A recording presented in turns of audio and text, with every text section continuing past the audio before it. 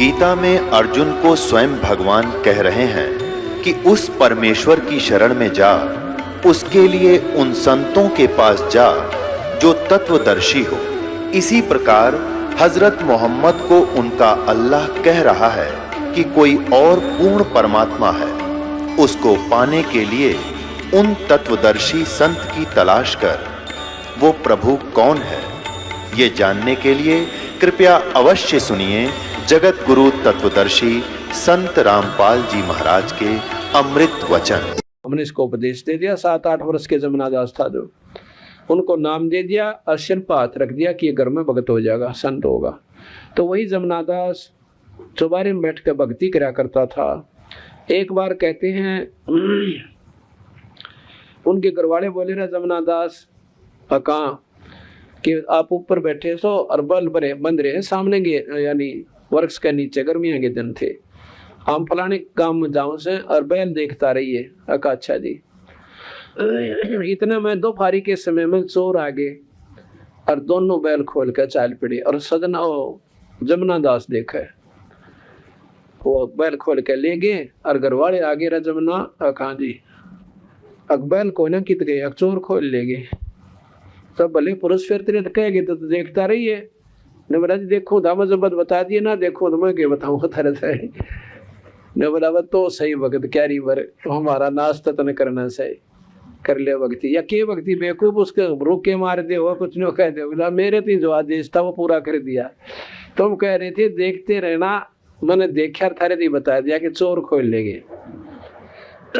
इस घर के नाराज हो रहे आपस में कहें बता इसका कि करें यो अच्छा भगत होया कि बात हुई। इतना में कहते हैं वो चोर अंधे हो गए और रास्ता भूल गए, वो बैल उल्टे उन चोरा ने इसके उससे की कर तलाए गए। तो जमुनादास बोला कि तुम देख लो इन्हें, ये आगे थारे बैल वही है ना, कहाँ जी वही से थे। तो उन चोरों से पूछने लगे भाई तुम सारे गिल के बनी, हम तो सीम तक नहीं पहुंचे थे, अंधे हो गए।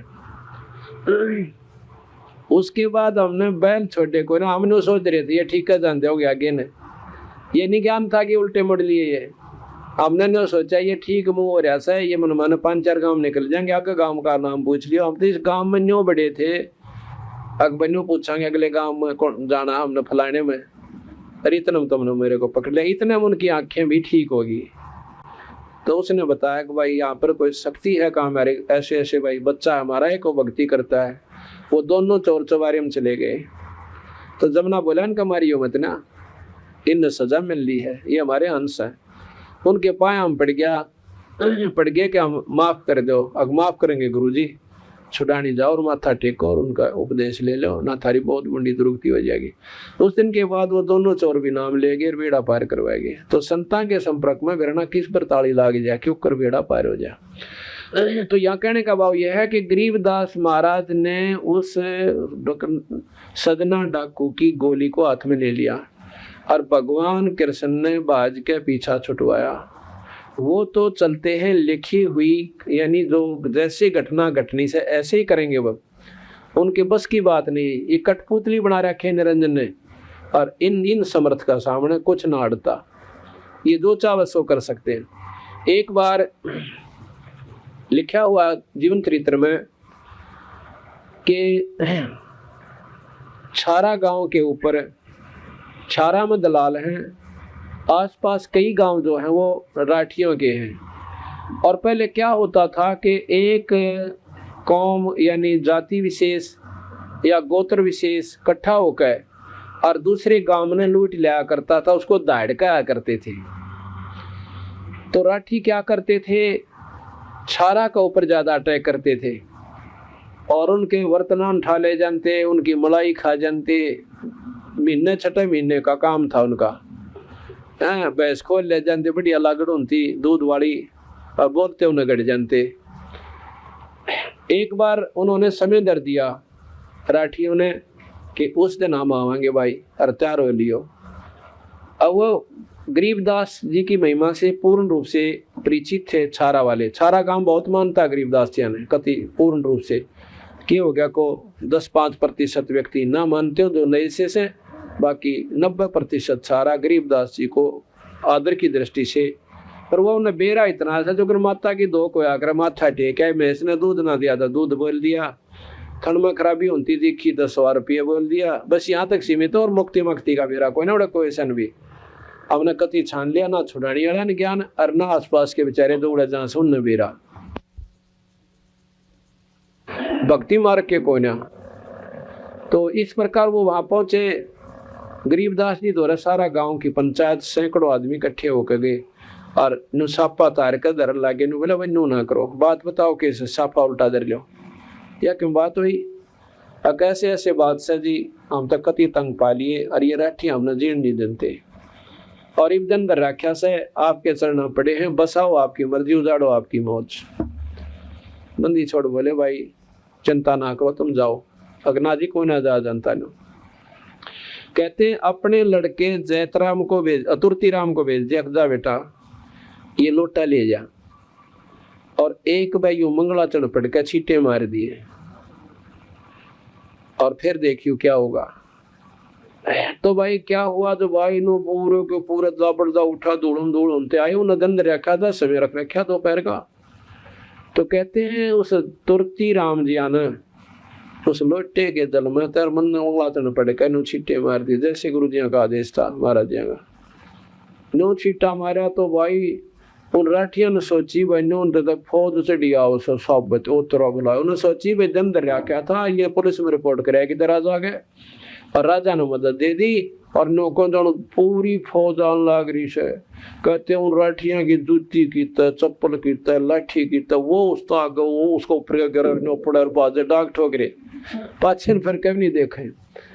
नो कहे 2 साल तीन तय उनने उनकी जूती प्रयोग करी थी छाराड़े ने अपनी मुफ्त में 2 साल तक बनवाई को साबित काम ने वो जूती छोड़ के बाज गए थे। उसके बाद छारा का पीछा छूटा उन मराठियों थे, ये बंदी छोड़ की शक्ति बताई, स्नान होने करके दे दी और कृष्ण जी को काल्या बंदा मुड़ा उसकी खातिर बाज के पांडा छुटवाया। अब ये बुराई मत समझना, ये सच्चाई समझना, इतिहास उठा के देख लो, गरीबदास जी का भी शास्त्र से उनका भी शास्त्र से, ये अनंत कोट ब्रह्मांड के भगवान से तो छोटी शक्ति ना थे। बोलो बंदी छोड़ कबीर साहे, बंदी छोड़ गरीबदास जी महाराज की, स्वामी राम देवानंद गुरु महाराज की, सर्व संतों की, सर्व भक्तों की, धर्मी पुरुषों की, श्री छुड़ानी दान की, सत साहिब। गरीब नमो नमो सतपुरुष को नमस्कार, गुरु के नहीं सुर नर मुनि जन साधवा संतो सर्व सतगुरु साहेब संत सब है दंडोतम प्रणाम, आगे पीछे मध्य हुए तिनको जा कुर्बान, निराकार निर्विषम काल जाल भय भंजनम, निर्लेपम निज नीर गुणम अकल अनुवेश सुरति समापतम, सकल समाना नीरतल उजल हिरंबर अर्दम, बेपरवा था वार पार नहीं मैं तुम गरीब दो सुमर सद होई, गणनायक गलताना करो अनुग्रह सोई, आदि गणेश मनाऊं गणनायक देवन देवा, चरण कमल लो लाऊं आदि अंत करूं सेवा, परम शक्ति संगीत सोई, अविगत गुण अतीतम सत्तर पुरुष निर्मोही, जगदम्बा जगदीश मंगल रूप मुरारी, तन मन भक्ति मुक्ति भंडारी, सुर नर मुनि जन ध्यावे, ब्रह्मा विष्णु महेशा शेष सहस मुख पूजय आदि गणेशा, इंद्र कुबेर सरीखा, वरुण धर्म राय ध्यावे, समर्थ जीवन मन इच्छा फल पावे, 33 कोट अदारा ध्यावे सहस अठासी, भोजन पारा कट है 33 कोट अदारा ध्यावे सहस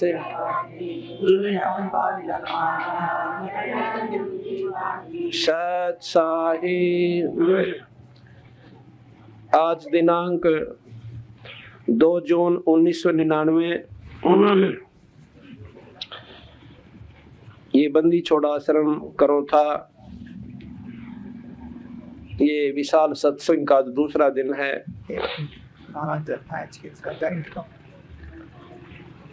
जैसा कि कल आप सुन रहे थे,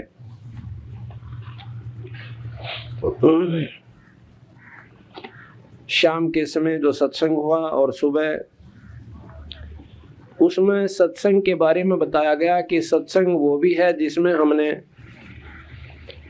रामायण, महाभारत, श्री गीता जी, सुख सागर, भागवत आदि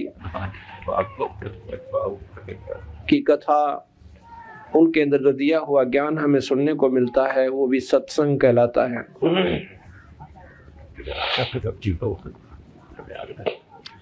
और एक सत्संग हम आपको बताएंगे जिसमें पूर्ण रूप से जानकारी दी जाएगी कि जीव कल्याण, आत्म कल्याण, जन्म मरण का दुख किस प्रकार हमारा दूर होगा, किस प्रकार आत्म कल्याण होगा। जैसा कि कल बताया था कि केवल किसी धार्मिक शास्त्र के पाठ करते रहने से जीव का कल्याण नहीं हो सकता, जन्म मरण नहीं मिट सकता। अगर वो उन सुनी हुई कथाओं को अपने ध्यान में रखता हुआ और अपने जीवन को उसके अनुसार ढाल भी लेगा तो भी उसका जीवन सुखदायी जरूर हो जाएगा आने वाला, जब उसको मनुष्य शरीर प्राप्त होगा, यानी कष्ट कम होंगे। लेकिन लक 84 नहीं मिट सकती। जन्म मरण इस तीन लोक की भक्ति थे, चाहे वो मुसलमान साधना है और चाहे हिंदू साधना है या अन्य क्रिश्चियन साधना है, ये सिर्फ तीन लोकताएं की भक्ति है, ऐसा कबीर साहब और गरीबदास जी ने बताया। अपने नाम की भिन्नता कर रखी है। हिंदू विष्णु कहते हैं, मुसलमान उस शक्ति का नुमाइंदा मूसा जी को मानते हैं। हिंदू ब्रह्मा कहते हैं, सृष्टि के रचने वाला यानी आदि पुरुष, और वहाँ मुसलमान भाई उसको आदम कहते हैं। हम हिंदू जो हैं यहाँ पर शिव को की महिमा गाते हैं, तो वहाँ पर शिव के स्थान पर मोहम्मद साहब को ज्यादा महत्व दिया जाता है। नाम भिन्न है, शक्ति जो की तो है। मोहम्मद साहब की उपासना सारी शिव की उपासना है। तो महाराज कहते हैं ब्रह्मा विष्णु महेश शिव की साधना, चाहे वो किसी भाषा बदल कर, जैसे हम बैकुंठ कहते हैं हिंदू, बैकुंठ हिंदी का शब्द है, संस्कृत का, स्वर्ग हिंदी का, बैकुंठ संस्कृत का, और बैसत उर्दू का शब्द है, उसी स्वर्ग को कहते हैं। अब नाम बदल लेने से कोई फर्क नहीं पड़ता।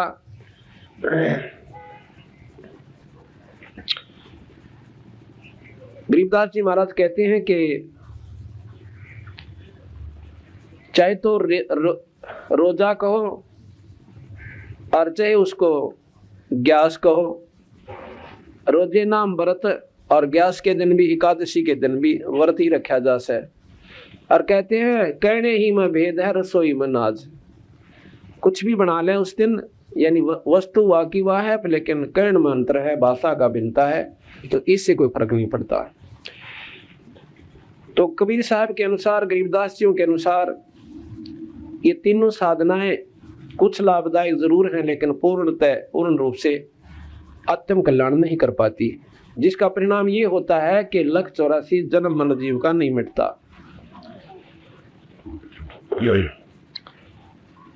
अब कई भाई कहते हैं कि मुसलमान धर्म के अंदर पुनर्जन्म को नहीं मानते, उनके ना मानने से ये घटना खत्म नहीं हो सकती, क्योंकि आज भी प्रमाण हमारे पास सैकड़ों प्रमाण हैं, जिन बच्चों ने आकर के अपने पुनर्जन्म की कथाएं सुनाई है, और आज भी वो मौके पर विद्यमान है, वहीं पर है। और उनमें से एक कथा हमारे पास अब भी मेरी जेब में डली हुई है, जो कि बहुत लेटेस्ट है, वो आपको पढ़ के सुनाता हूँ। इससे पता चलता है कि सच्चाई के सामने बनावटी जो अपने नियम है, अपने अनुसार जो हमने धारणाएं कर रखी वो गलत है, वो हमारे को कामयाब नहीं होने देंगी। तो जिन्होंने ये बताया कि जन्म मरण बहुत जरूरी है, क्योंकि गीता जी को हम सबसे उत्तम शास्त्र मानते हैं हिंदू धर्म के अनुसार, और उसमें भगवान कृष्ण खुद कहते हैं कि ये जीवात्मा अपने पुराने शरीर ने त्याग कर और नया शरीर धारण कर लेती है। जिस प्रकार व्यक्ति पुराने वस्त्र छोड़ के हटे पुराणों को और नए धारण कर ले, कितना अंतर है।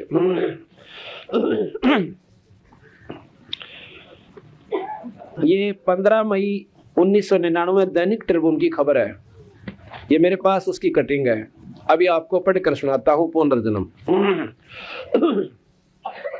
सुल्तानपुर 14 मई लिखा है, क्या पुनर्जन्म की गाथाएं सिर्फ हिंदी फिल्मों का ही विषय है?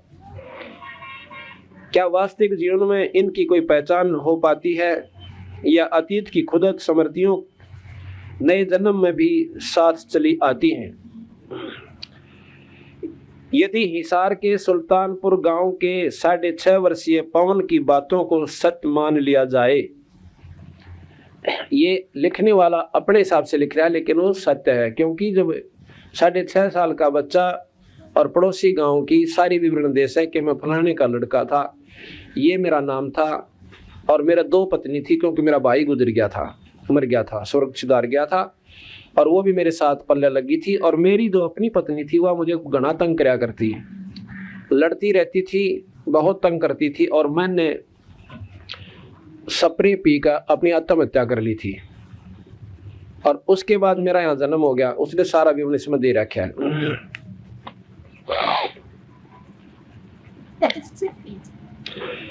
जाए तो हिंदी फिल्म सत्य मान ली जाए तो हिंदी फिल्मों की कहानी के लिए मसाला सहज ही उपलब्ध हो जाएगा। ये तो उस लेखक के अपने विचार दे रहा है वो, लेकिन सच्चाई साथ में लिख रहा है कि वो ऐसे ऐसे मेरे साथ उसके सामने बात हुई उस पवन कुमार से।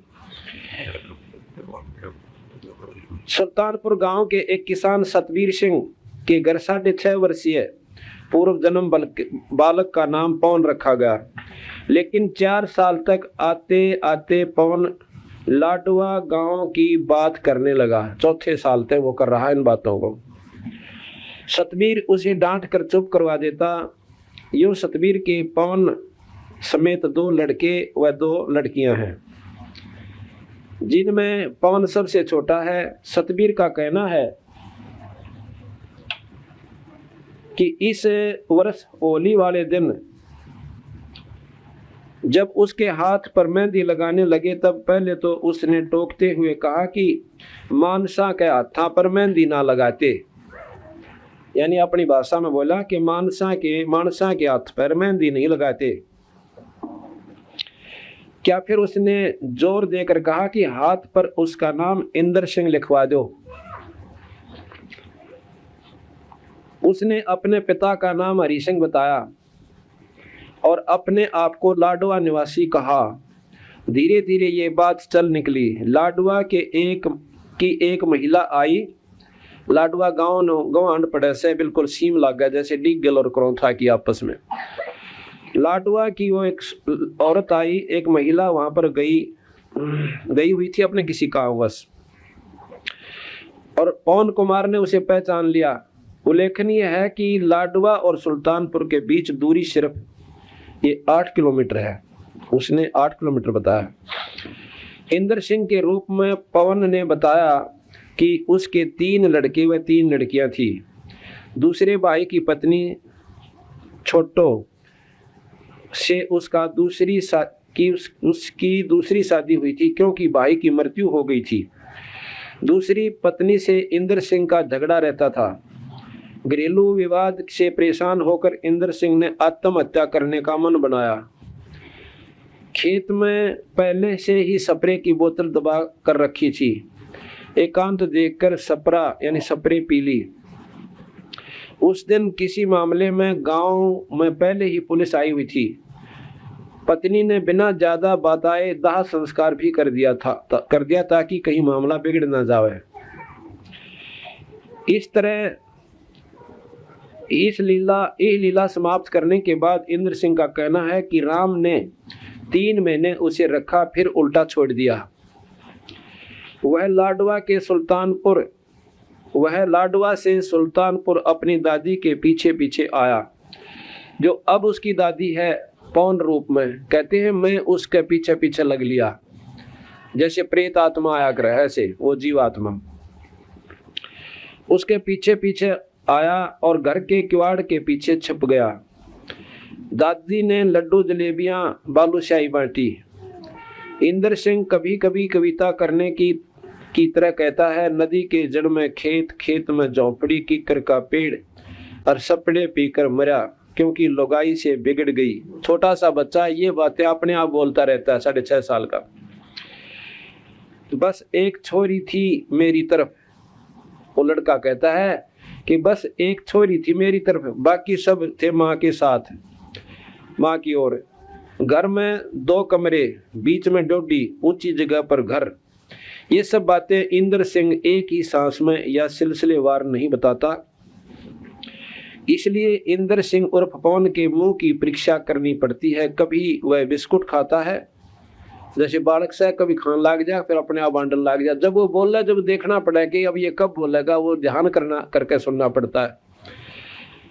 कभी कोल्ड ड्रिंक तो कभी उसका मूड उखड़ जाता है, कभी शर्मा जाता है, कभी शुरू में ही कह देता है कि लाडवे का इंद्र हूँ, मेरे बाप का नाम हरि सिंह था। पवन के पिता सतवीर का कहना है कि चर्चा सुनकर लाडवा के कुछ लोग आए। उनमें इंद्र सिंह ने अपने बेटे आजाद को पहचान लिया, यानी पवन 6.5 साल के बच्चे ने अपने जवान बच्चे को पहचान लिया जो इंद्र सिंह रूप में लाडवा में था। एक व्यक्ति को उसने पटवारी कहा और बताया कि DT 14 मकोड़िया ट्रैक्टर मारा 7 जगह था इसके लिए, और मेरे पास बैठकर 5-5 बोतल शराब की पिया करता था। ये अभी तक इससे 650 रुपये लेने हमने, और वो भी स्वीकार करता है। अपने इस जन्म के भाई को वह कहता रहता है कि राइफल संभाल कर रखना। जो ई पवन का छोटा भाई है ना, उसने जो कहा बंदूक रखिए साथ में, कदे वारांड आ जा, इसमें जो लिख रखा है। कहते हैं राइफल संभाल कर रखना, नहीं तो वारांड आ जाएगी और तुझे तो मुझे भी मरवाओगा। 6.5 साल का बच्चा, इतना भय बढ़ा हुआ उसके दिल में कि न्यू कहा है कि बंदूक ने चौकीदार कड़ा बंदूक, वो तो एक उसकी पिछली जो डर है वो भावना उगज रही है। अपने इस जन्म के भाई को वह कहता है रहता है कि राइफल संभाल कर रखना, नहीं तो वारांड आ जाएगी और तो मुझे भी मरवाएगा। उसके अंदर अपनी पत्नी के प्रति नफरत इस जन्म में भी साथ चली आई है। वह साफ कहता है कि लाडवे के और लोगों से मिल लूंगा पर उस रांड से नहीं मिलूंगा। अब 6.5 साल का बच्चा ऐसे बोल रहा है जैसे बहुत बड़ा आदमी बात किया करे। पवन पहली कक्षा में सुल्तानपुर के ही सरकारी स्कूल में पढ़ता है। फिर भी जब से उसके पुनर्जन्म की चर्चा फैली है, उस बच्चे उसे छेड़ते हुए पूछने लगते हैं, हाँ तो इंद्र सिंह तेरे कितने छोरे छोरियां हैं। इस पर पवन की पढ़ाई भी प्रभावी हो रही है और दूसरे उसे अब दूर दूर के लोग देखने आ रहे हैं। आशी के पूर्व विधायक अमीर चंद मक्कड़ भी उसको देखने गए। अब ये तो बहुत नजदीक या नियरेस्ट है, बहुत मतलब ताजी घटना से।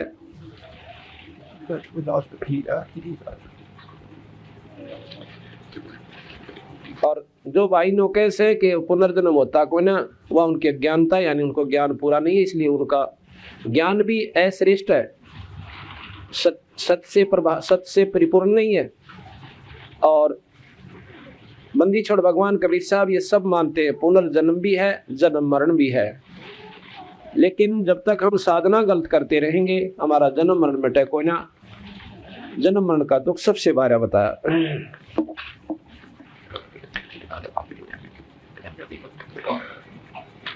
तो कहने का भाव ये है कि हमने मेरे दिमाग पर, हालांकि मैं हिंदू पद्धति का बहुत ही अच्छी तरह साधक उपासक था, वैसे तो सभी भक्तात्मा जिसने जितना ज्ञान से, जो भी जिस इष्ट धर्म पर हैं, मजहब के अंदर उत्पन्न हो रही से, अपनी साधना कोशिश करती हैं करने की।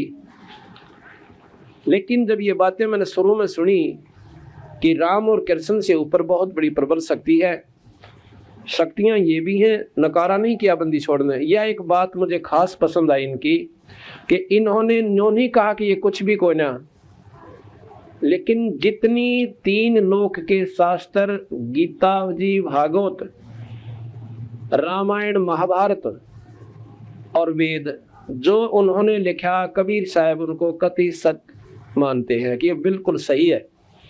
और क्योंकि उसमें जन्म मरण नहीं मिटता, ये दुख भार्यास है, तो फिर चेष्टा हुई कि ऐसा भी कोई शास्त्र है, ऐसी भी कोई दवाई है जिससे जन्म मरण भी मिट जाए।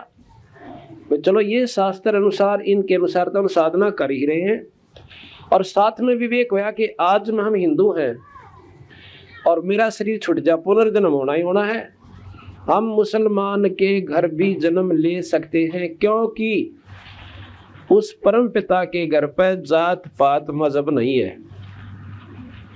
ये तो हमारी बनाई हुई से, जो हमारे संस्कार का कोई ऐसा व्यक्ति मुसलमान धर्म में जन्म हो रहा है तो हमने वही जन्म लेना पड़ेगा, अपना अदला बदला खेलन ताई। और यहाँ कोई आपस में हम खुशी में ना इकट्ठे हो रहे, कोई लेने आ रहा है, कोई देने आया हुआ है, कोई कर्जा किसी के सिर पे है तो ईब अपने पूरे कर जाएगा। महाराज कहते हैं, एक लेवा एक देवा दूतम, और कोई काहू का पिता नहीं पोतम, ये ऋण संबंधी जुड़ा एक ठाठा, अंत समय सब बारा बाटा। एक बार कहते हैं 2 भाई थे, जो बड़ा भाई था वो काफी आयु का हो रहा था, यानी 30-35 वर्ष का,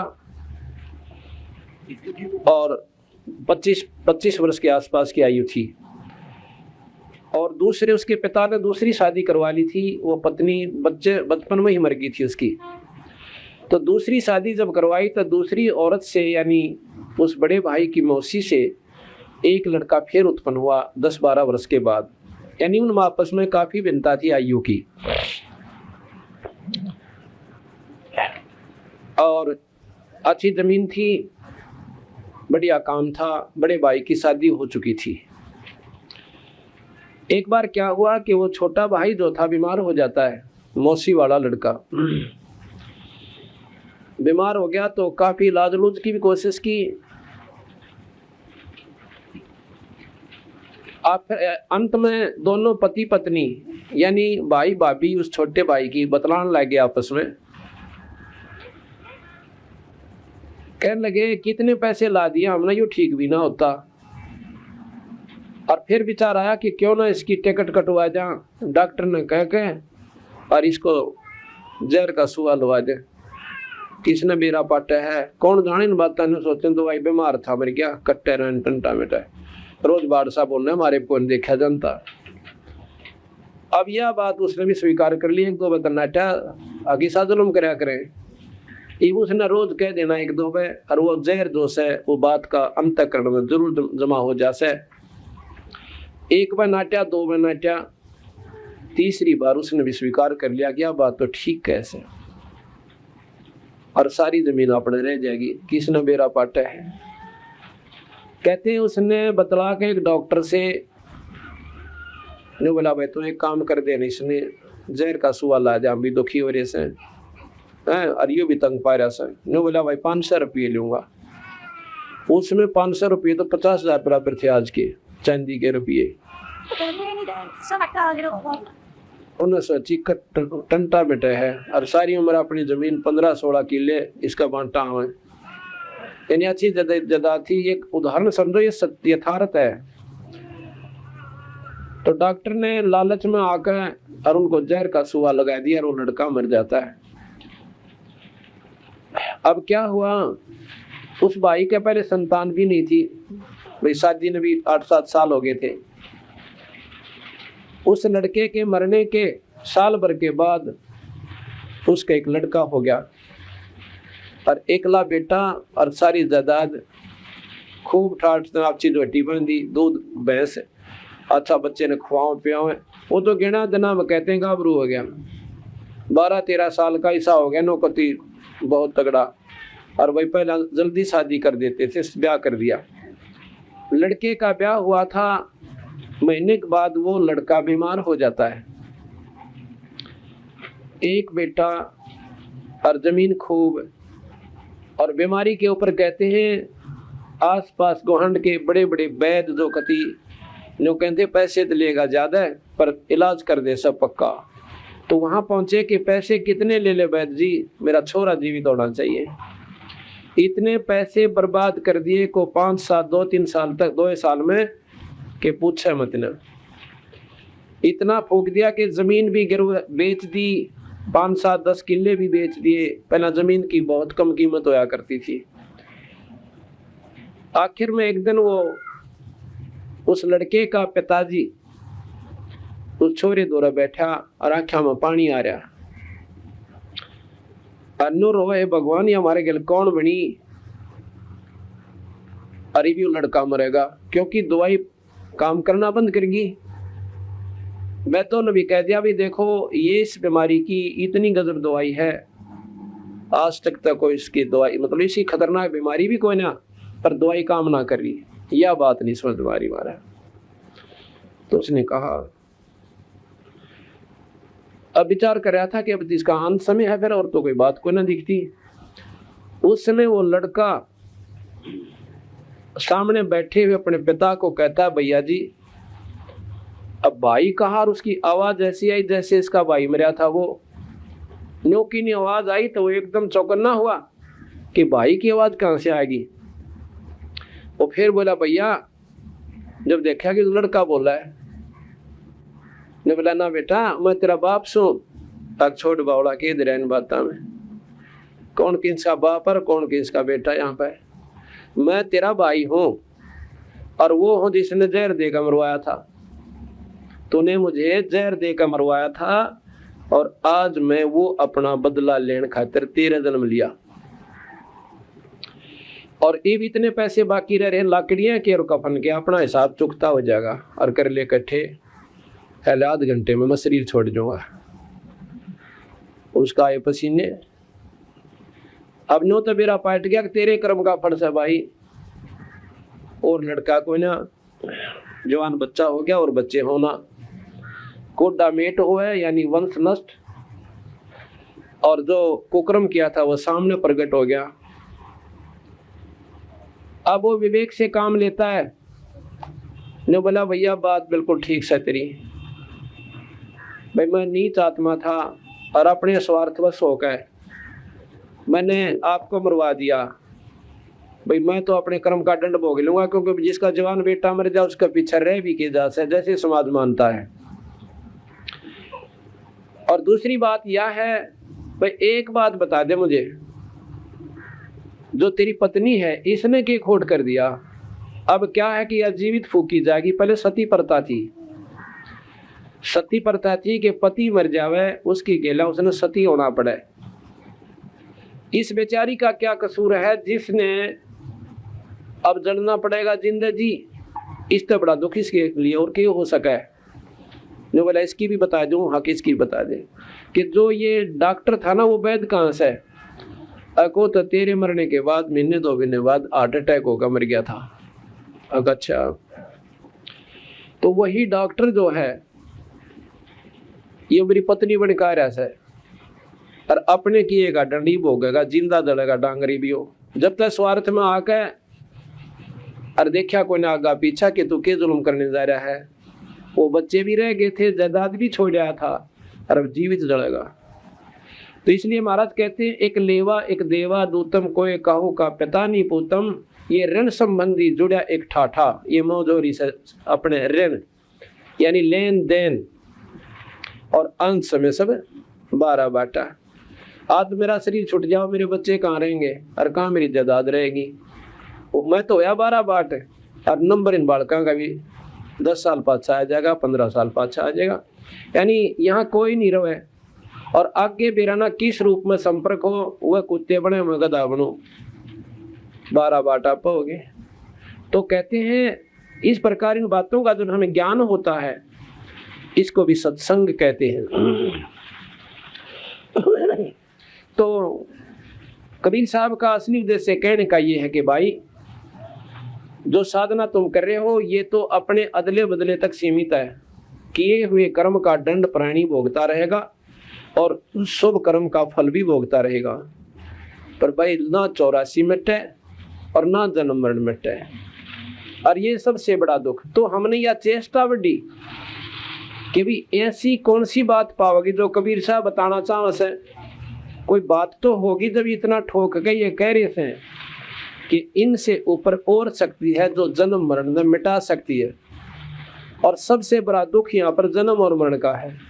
आज देखो हमारे सारे बच्चे भी हैं और बैठाठ हो रहे हैं और इतने सुख महसूस कर रहे हैं हम अपने आप में, जिनके पास सारी सुविधा, जैसा उनका अपना विचार से संतों की दृष्टि से सुखी नहीं हुआ है, क्योंकि कैद में सुख कौन मान लेगा।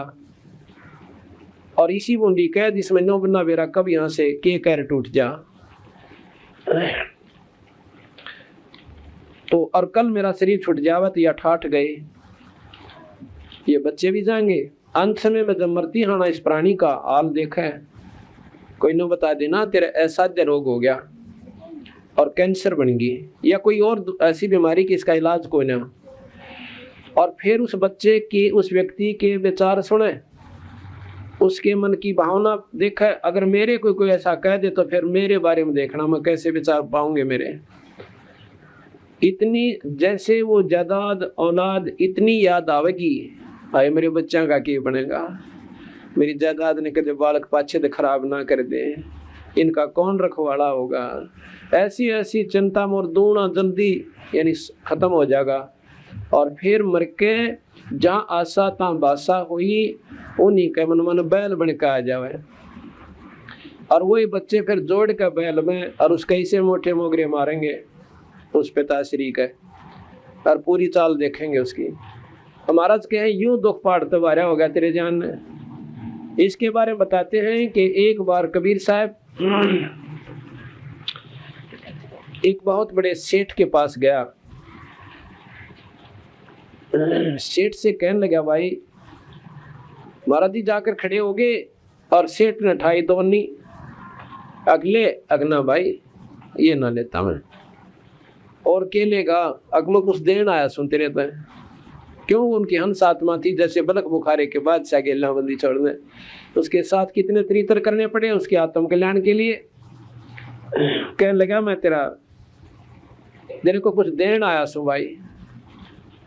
उसने सोचा भाई साधु साधी कैसे कुछ हो सकता है, कोई सा वरदान दे दे दनाटे हो जा।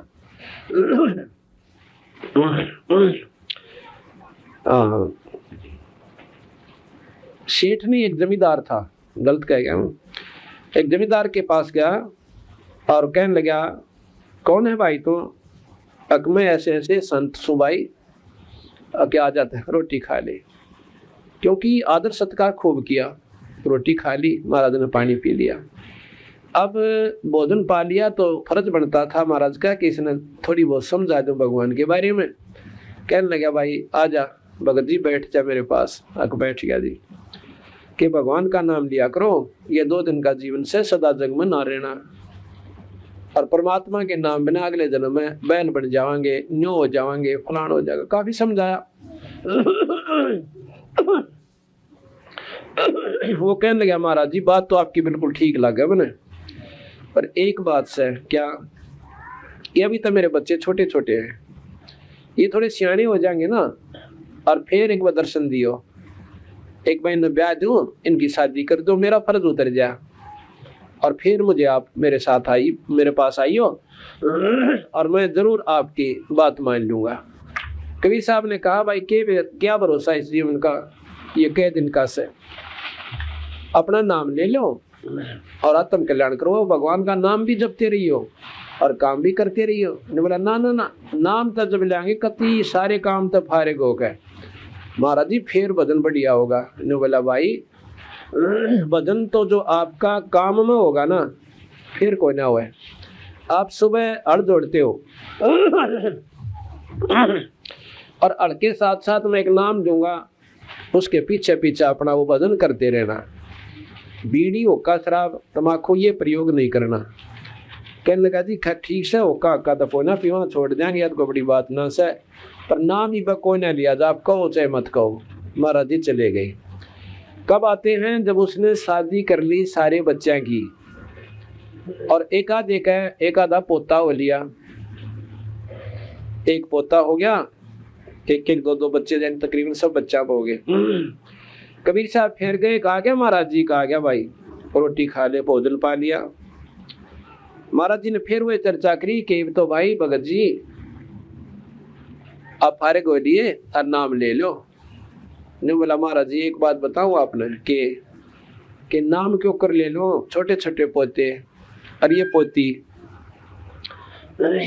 बच्चे करे खेत में काम और मैं इन घर में देखूं सू, अगर मैं नहीं संभालूंगा, मैं नाम पर लाग गया तो बच्चा ने कौन रखेगा और खेत में घना नुकसान हो जाएगा। ने बोला भगत जी अर्तन की वायदा कराया था, अग बात तो आप ठीक हो सो, पर समय भी तो देखा जा है, को ना सूत मान दी। ने बोला भाई 2 दिन का जीवन है, शरीर छूट जाएगा, फिर अलमैटी होगी। अगना महाराज जी देखो फिर मिलियो कभी आकर के। अब क्या होता है, अब भाई वो 5-4 साल में उसकी टिकट कट गई, यानी वो शरीर छोड़ गया और फिर बैल बन गया। महाराज जी आए 10 साल के बाद, उसने आके पूछा भाई वो औरतें भाई घर में, कहा थारा वो कहाँ गए ससुर जी? महाराज जी उन्हें तो 3-4 साल हो गए, वो तो देहांत हो गया उनका, मर गया, कहाँ मर गया।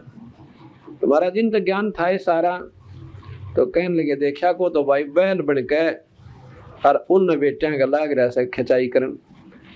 खेत में पहुंचे, जाके उन्हें हल रुकवा लिया। महात्मा ने वो बालक भी जाने थे महाराज जी को, आ जाओ महाराज जी बड़े दर्शन दिया, आ जाओ बैठ जाओ। बैठ गया भाई ने बोला भाई एक बार इस तरह बैल तो बतला लूँ 2 बात। इससे के बतलाओगे? बताऊंगा, फिर बताऊंगा, इससे के बतलाऊंगा। तो उसके कान में जाकर कहने लगा सुना चौधरी साहब के हाल से, वो 9 कान उठाए उसने। महाराज जी की शक्ति ने झोटा बुला दिया गरीब कबीर साहब ने। कहने लगा अकबले पुरुष में के क्या करता तेरे ते जीवात्मा तो को ना मान्या, के क्या करता महाराज जी? आप तो घर उजाड़न की बात करो, सारी काम छुट्टिया कह के थे। नो बोला भले पुरुष तो बैल बन गया रे, अक्तन के वेरन बातांगा आपने सारा ज्ञान को ने बोला अच्छा क्यों करे कि मेरी जगह मान ली कोई और निकम्मा बैल आ जाता तो थोड़ा काम करो, हर बालका का नाश हो जाता।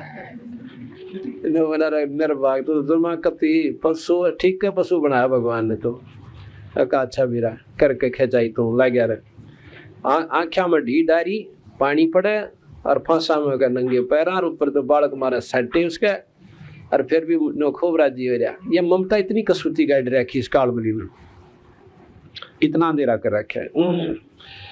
उसके बाद बताते हैं वो बैल भी शरीर छोड़ गया और फिर वो सर्प बन गया और कितो 200-400 रुपये दाब के साल में दबा रखे थे, यानी मकान के बीच में। वहां पहुंचा सांप, क्यों सांप उन्हें ढूंढता है डरने का ना, पैसे के ऊपर आता है सर्प। औरता ने उसके छोरे की बुआ ने देख लिया, सांप सांप रुके मारे। वो बालक आके लड़कियां ने लाठी लाए और बाजते बाजते को मोरी में निकलने लगे, 1-2 लाठी लाएगी और वह सांकड़ी गई टूट। वो तो उसकी आडी हुआ कर माड़ी माड़ी हुआ अच्छी छितगी और वह तड़फन लाग रहा कुआ पाछे तल्ला कुआ आगे थे और मोरी तो बाहर निकल गया पड़ा, दूर सी जाके निकल गया जहाँ वो दिखाई ना दे सके। तो कबीर साहब वहां जाकर कहने लगे सुना भाई चौधरी साहब ई बोल के सलाह से तेरी। ने बोला महाराज जी तो जमाने कम में बालक से मेरी एक नहीं सुनते, मैं गया था धन बताने तो मेरे पीछे पड़ दिए। बोले ईब के सलाह है आगे मेरा पीछा छटवा दो। तो कहते हैं समझ मत आई पर सांकड़ी तड़ुआ का आई तरह, यहाँ क्यों कहावत सी है कि मान्या था पर बेटी के बाप है हाड़ तड़ुआ के मान्या। तो कहते हैं फिर उसका सर्वजूनी छुटवा के उस आत्मा को फिर दोबारा जन्म दिया और फिर उसकी भक्ति का अधिकारी बना के जब उसका छुटकारा करवाएंगे। तो इन बातों को चाहे उदाहरण समझ लो, चाहे सच्चाई से नो की नो, इन चाहे कितने बढ़ा लो कहीं पर लगा लो, पर बात सत्य है और इसी का प्रमाण से भी शास्त्र भी दे हैं। तो महाराज कहते हैं मेरी शरण में आने के बाद ये जीव आत्मा पुनर्जन्म को नहीं प्राप्त होगी। अगर पुनर्जन्म होगा तो मनुष्य का होगा। मानव शरीर, स्त्री या पुरुष दोनों को मानव शरीर कहते हैं। अंग्रेजी में इसको ह्यूमन बॉडी कहते हैं। और इसमें बताया है कि आप बेशक आके हमारी शरण में आके देख लो। कहते हैं मासा घटे न तिल बढ़े बिद ना लिखे जो लेख, और साचा सतगुरु मेट के भाई ऊपर मारे मेघ। जैसे कल मैंने बताया था अहिल्या को रामचंद्र जियों की पैरों की धूल लगने से वो दोबारा स्त्री रूप मिल गया। ऐसा क्यों? क्योंकि ये पहले कहा गया था, ये होना था। ये तो गौतम ऋषि जी ने पहले ही कह दिया था कि त्रेता युग में भगवान विष्णु रामचंद्र का अवतार बना कर जाएंगे, उनके पैरों की धूल लगेगी तो दोबारा वो स्त्री रूप में आ जाएगी। ये लिखी हुई थी, ये विधाता का लेख था, इसको कोई नहीं मिट सके। फिर बताते हैं कि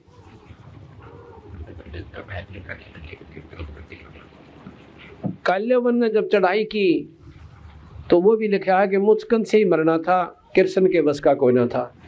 इससे सिद्ध होया कि ये तो कठपुतली बने बीच में भगवान, तो विधाता कोई और है जिसने जो लिख दिया वो मिट नहीं सकते, ये नहीं मिटा सकते उसको। और यहाँ का विधाता है ज्योति निरंजन, वेद उसे ब्रह्म कहा और निराकार शक्ति बतावें। और मुसलमान भाइयों की जो कतेब हैं वो चारों कतेब उसको बेचून कहती हैं। बेचून जो दिखाई ना दे, निराकार शक्ति जो आकार में न आवे। कबीर साहब ने कहा कि ढूंढत ढूंढत मुसलमान संतों ने कोशिश की, दिखाई ना दिया, जब हार के कह दिया वो बेचून है, बेच गुण है, निर्गुण है, उसमें वो आकार में नहीं आ सकता। तो निराकार शक्ति यहाँ का विधाता 21 ब्रह्मांड का जो मालिक है वो ज्योत निरंजन भगवान है। और यही का वो विधाता है, उसके लिखे हुए लेख को कोई नहीं मिटा सकता। कोई का तात्पर्य जो उसके अंतर्गत शक्तियां ब्रह्मा विष्णु महेश आदि माया शेरा वाली और बाकी देव देवता तो बहुत छोटी शक्तियां होगी, उनके तो बस का कोई ना किसी अंक ने वो मिटा दे। जैसा कि आपको कल भी बताया था कि भगवान राम से ना तो अपने लेख मिटे कि बाली को मारा था त्रेता युग में, द्वापर में कृष्ण जी बनकर उसका ज्यों का त्यों बदला देना पड़ा, और ना ही नारद जी द्वारा दिया हुआ श्राप मिटा, उस श्राप का भोग भी उसने भोगना पड़ा, उसके अनुसार आना पड़ा। इससे सिद्ध होता है कि कोई लेखक शक्ति डायरेक्टर या इस फिल्मों का और है, ये तो एक एक्टर समझो। इन्होंने जैसे निर्देश मिले हैं उससे एक अक्षर ना तो फालतू बोले ना कम, और ना ज्यादा कम वो रोल कर सकते। ये इस प्रकार यहाँ पर ओवरऑल डायरेक्टर, ओवरऑल कंट्रोल यानी सर्वशक्तिमान यहाँ का 21 ब्रह्मांड का ज्योति निरंजन है। अब हो सकता है नए व्यक्ति इन बातों को सुनेंगे, ये महसूस करेंगे कि महाराज जी तो सारी जो है आलोचनात्मक बातें कर रहे हैं, सत्संग नहीं कर रहे। ऐसा नहीं है। सत्संग नाम इसी का होता है जिसमें सत्य और असत्य की जानकारी हो और निर्णय हो, और फिर सत्संग शुरू करेंगे और उस सत्संग के अनुसार फिर आपको बताएंगे कि ये साधना गलत है, ये ठीक है। अब गवार जवार और बाजरा और गेहूं और बबूल किक्कर आम इतने पौधे और वृक्ष यहाँ पर खड़े हैं, झाड़ झंखाड़ बेरी, उसमें ये बता देना कि वैसे तो हमने पौधे मान लिए कि सभी पेड़ हैं, और पेड़ों में अंतर है। एक तो जंटी का पेड़ है, एक बबूल यानी किक्कर का पेड़ है, और हम कहें कि इनका आम नहीं लगेंगे। आम का पेड़ ये है भाई। अब कोई कहे कि इसने तो सारे पौधे बिसरा दिए कि इनका आम को लगे, ये बिसराई नहीं, सच्चाई बताई। आम तो लगेंगे, आम के ही पेड़ का। इसी प्रकार कोई गवार ने गवार बतावे और ज्वार ने ज्वार कह दे कि ये गेहूं को ना, और बाजरे को बाजरा बतावे कि ये बाजरा है पर गेहूं को ना। तो वो जिसने गेहूं ना बो रखी, ज्वार बो रखी, बाजरा बो रखा या अन्य फसल जो बो रखे, तो वो कहे कि मेरे तो इसने सारे बिसरा दिए, गेहूं ना बताता या कोई बात हुई। तो मेरे कहने से नहीं, ये शास्त्र प्रमाण देने लग रहे, आपको बताएंगे। तो उस परमपिता परमात्मा सतपुरुष की शक्ति का साथ के साथ विवेचन और के साथ तुलना दी जाओगी जब कबीर भगवान आपकी दृष्टि में परमात्मा सिद्ध होगा। एक भक्त ने मेरे साथ आके वार्ता करी बड़े प्रेम के साथ, कहने लगा जी वैसे शुरू में तो ये बातें ऐसी लगी जैसे मैंने नीम खा लिया हो, आपकी बातें सुन तो जरूर रहा मैं सत्संग में बैठ के, पर ईसा जी करे था तो ई बूझ कर चल जा अकी तो सारी उल्टी बात करें, हमने आज तक सुनी कोई ना। मैं कहा ये भी आप गलत कह रहे हो, आपने कि ये नहीं सुना था कि ये तीन लोग के भगवान नहीं है, अकीयो तो सुना था जी। क्या आपने ये नहीं सुना था कि एक भगवान हमारा जन्म दे, पैदा करे और एक बनावे यानी मारे, एक हमें संहार करे और एक पाले? आकाश ये भी सुना था। आराम तो बैठ जा, ये भी सुना था। फिर भाई गलत क्यों बता दिया आपने? ये भी सुना गीता जी में, मैं अभी गीता जी का विवेचन शुरू करूंगा। गीता जी में ये भी सुना होगा कि भगवान कृष्ण खुद कहते हैं कि अर्जुन तेरे मेरे बिना गिनती के जन्म हो लिए। और भाई यह तो एक ला इलाज बीमारी है, इसका कोई इलाज नहीं, जन्मना भी है मरना भी है, फिर इसकी चिंता क्या की करे? यानी ठा लाठी ठा हथियार और ओझा कर डाल डरना है। ये तो ऐसे है जैसे वस्त्र बदल दिए ऐसे। क्या आपने ये गीता नहीं सुनी? अब ये भी सुना। फिर बताओ मैंने गलत कौन सा बता दिया, एक बता दिया। आप कहते हो कि इनसे ऊपर और शक्ति है, या समझ में ना आई या और समझ ले। जब ये तीन लोग के परमात्मा है और हम भी तीन लोग के कहें, इनको कति नकारा नहीं किया। और ये तो लोग तो और भी गणेश है ने बोला जी, उसमें लिख रखा है गीता जी में, भगवान कृष्ण कहते हैं कि मैं ही सर्व लोकों का मालिक हूँ। तो उसमें भाई कृष्ण जी को ना बोलते, वो निरंजन बोलिया उसमें। जो बोला जी अभी क्यों बात हुई, वो को भूत थोड़ा सा उसमें बढ़ जा। जब भले पुरुष एक भूत बढ़ सके दूसरे में, पर निरंजन में बढ़ती आना के देर लगेगी। भूत के तुम नदी कैसे अगना जी, और वो दूसरी आत्मा मांगा अपनी पूरी खेल से खेल है। अपना दिया क्योंकि मान ले कि निरंजन उसमें दूसरे के शरीर में आ जाए और अपनी बात अपनी प्रभुता जता दे, अकिया पक्की, या मैं आपको बताऊंगा। ऐसा तो हमने कोई नहीं सुना कि एक जीवात्मा दूसरे माँ का अधिकार जमा ले शरीर में। हमने बताया कि ये तो हजारों प्रमाण हमारे दौरे हैं। एक जीव एक शरीर में दूसरी आत्मा प्रवेश करके अपनी बातें बोला है। मैं फलाने की बहू थी, मैं उड़ा मरी थी, मेरा न्योना होया एक्सीडेंट में, और फिर वो जब उसमें गोली हो जाए, वो आत्मा दोबारा चेतन होकर फिर अपनी बात बताओ से। और उसमें बेरा भी ना होता मेरे साथ बीत्या के था। परंतु भाई ना तो जिसने पूर्ण ज्ञान हो वो तो 8 तला लेगा, बुद्धि ना कहीं सरकन दे, कुछ इष्टवादिता सतावे हमने। आज हम हिंदू हैं और भगवान राम और कृष्ण के तगड़े उपासक हैं, कोई बात ना, बहुत अच्छी बात है। और कल मुसलमान बन गए तो एक बार राम नाम कह के दिखाइए वहां जाके। वो तो कहते हैं मुसलमान भाई कि मरने के बाद राम नाम बोलना है, पहले नहीं बोलना। कोई मर जाता है ना, उसके बाद कहते हैं राम नाम सत्य है और सत्य बोलो गत है। ये मुसलमान भाई भी बोलते हैं। एक बार क्या हुआ, पीपा जी एक बहुत बड़ा राजा था, राजस्थान का नवाब था, आत्म कल्याण का बेरा पट गया और भक्ति करने लग गया। एक दिन वो चला जावा था राजपाट छोड़ के और भक्ति में बड़ा आरूढ़ हो गया था। काफी वर्षों भक्ति करते हुए एक शहर में जा था और जाकर के एक तेली के घर में, मुसलमान तेली था, उसमें जाके कहा कि माई राम राम भोजन दे। और भाई मुसलमान घर में राम राम ऐसा कह दिया, इसी गोली मार दी।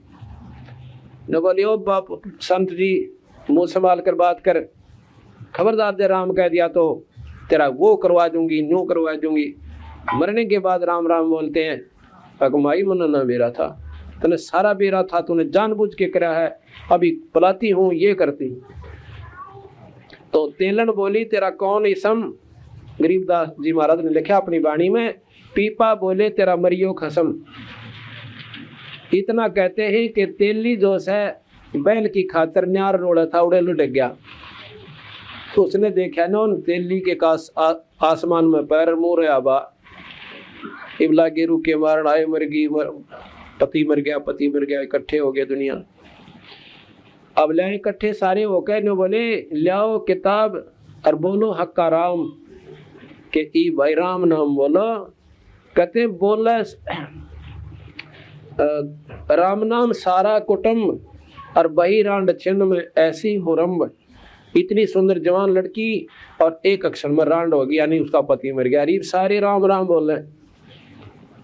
और बिप्पा जी फिर आगे अकबोल मालन इब्राजी होकर बोले राम राम। इब कह ले तो मेरे पाछे बोल जाकर किसी प्रकार से ले लो भगवान का नाम। कहते हैं सारा परिवार और तेलन करना में पड़ गया कि हे मालिक हमें बख्श दो, गलती होगी। कहते हैं इतनी मैं एक चुटकी मारी थी और तेली जीवित कर दिया। तो सारा परिवार नाम ले लिया, उस मतलब अपने शरण में आ गए, वह भगवान का भजन करने लगे। फिर उनको बताया कोई मजहब नहीं, कोई जात नहीं, परमात्मा बिना गुजारा कोई ना। तो इस प्रकार हम दूसरे मजहब में पैदा हो जाएंगे तो हम राम नाम नहीं ले पाएंगे। और आज राम नाम की थोड़ी सी भी अवहेलना हम सुन कबीरा जी को ना, राम नाम का हमें ज्ञान भी नहीं। राम कहते किसे, हमने तो एक रामचंद्र जी को राम मान रखा है, यहाँ तक बुद्धि सीमित होगी। सतयुग में भी तो राम नाम का जाप था, वो राम न्यारा सबाई। वो कैसा राम है, राम किसे कहते हैं?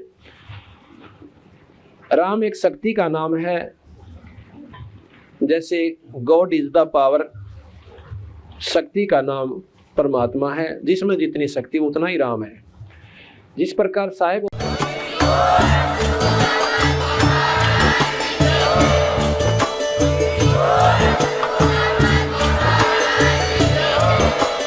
आप सुन रहे थे जगत गुरु तत्वदर्शी संत रामपाल जी महाराज जी के मंगल प्रवचन। अधिक जानकारी के लिए विजिट कीजिए हमारी वेबसाइट www.jagatgururampalji.org। संत रामपाल जी महाराज जी के शुभ आशीर्वाद से पूरे विश्व भर में 500 से भी ज्यादा नाम दीक्षा केंद्र हैं, जिन पर संत रामपाल जी महाराज जी द्वारा ऑनलाइन निशुल्क नाम दीक्षा दी जा रही है। अपने नजदीकी नाम दीक्षा केंद्र का पता करने के लिए संपर्क करें 8222880541।